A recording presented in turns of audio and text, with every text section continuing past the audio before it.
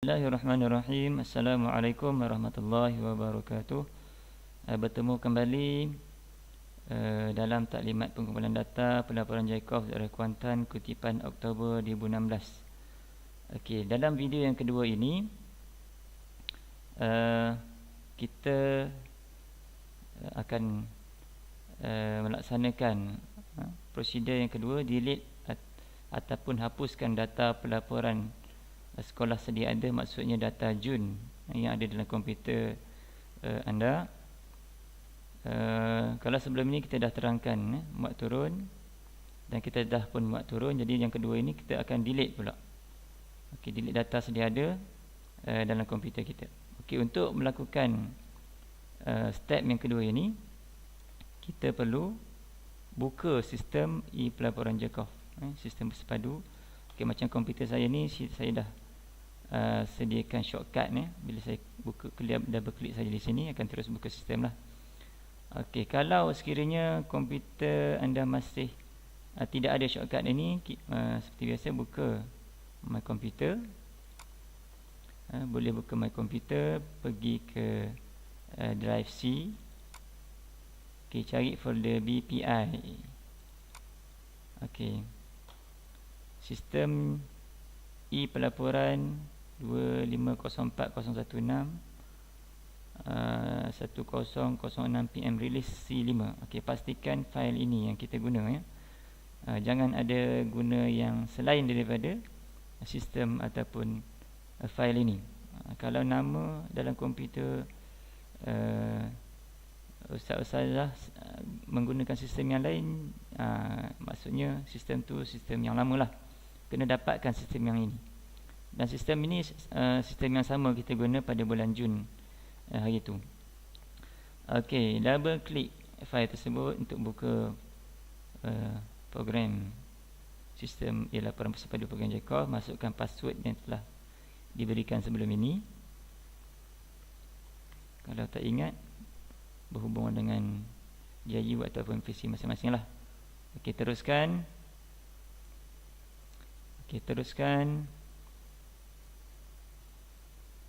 Okey, kalau ini tak ingat lagi, saya rasa tak perlulah baca kalau dah ingat, sebab dah biasa. Kalau tak ingat, boleh baca. Okey, teruskan ke menu utama. Okey, sekarang kita akan lakukan proses hapus data. Okey, ini dia, hapus data ya. Klik di sini, klik hapus data.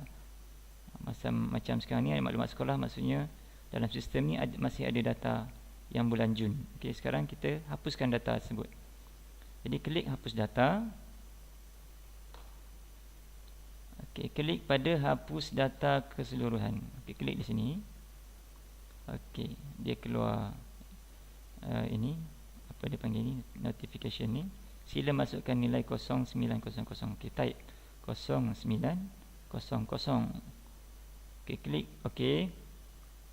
Okey, alhamdulillah proses hapus telah selesai dilaksanakan. Okey, sekarang pada maklumat utama sekolah sudah tidak ada apa-apa data lagi. Okey, selepas ini kita akan import data yang telah dimurnikan, yang telah kita download pada langkah pertama tadi. Okey.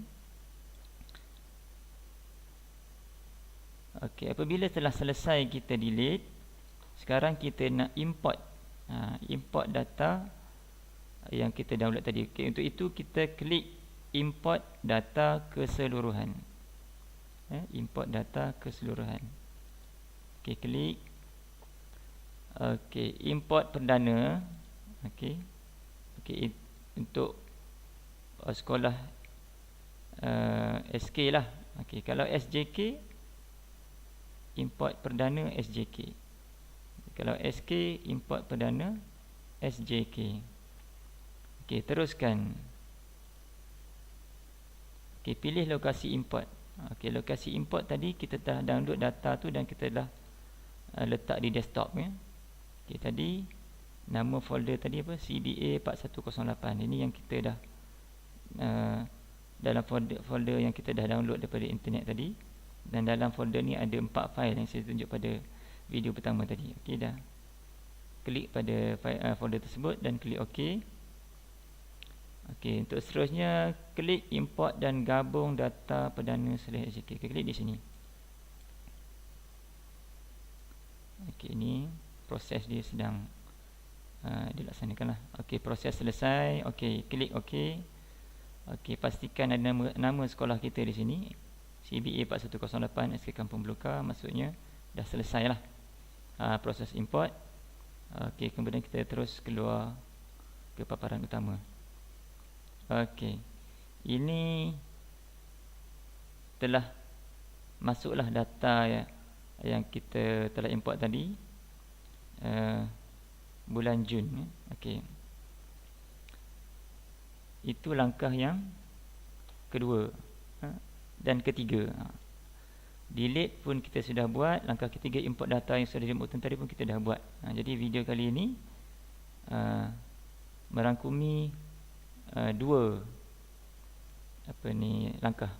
Langkah pertama delete dan langkah ketiga import. Okey, selesai. Untuk video kali ini kita akan jumpa selepas ini dalam video yang ketiga.